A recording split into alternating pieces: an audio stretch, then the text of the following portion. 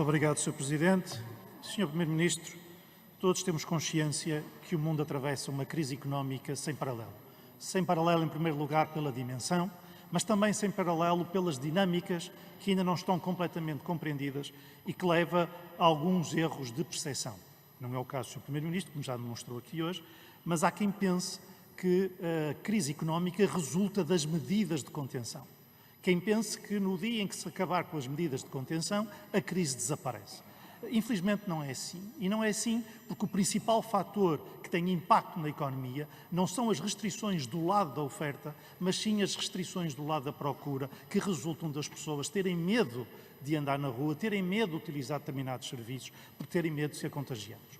E por isso é que um programa de retoma económica tem que passar, em primeiro lugar, por tratar deste lado do problema, do lado da procura, criando condições para que haja confiança na população para utilizar todos os serviços normais.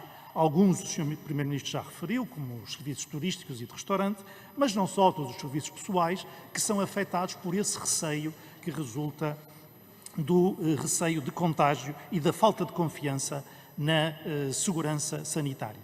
E por isso é que é tão importante que, quando se terminar as medidas de confinamento, gradualmente, como o Sr. Primeiro-Ministro já disse, essas medidas sejam acompanhadas de medidas que deem essa confiança aos cidadãos, nomeadamente medidas sanitárias, medidas de higiene, medidas de proteção dos próprios e de proteção dos outros que não estão infectados.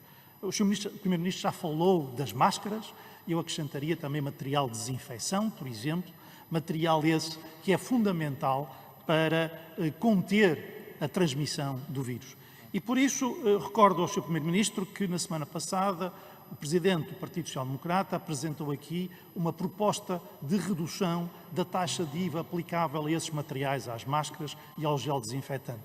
E a minha primeira pergunta, Sr. Primeiro-Ministro, é se o Governo pondera reduzir a taxa de IVA aplicável a esses materiais.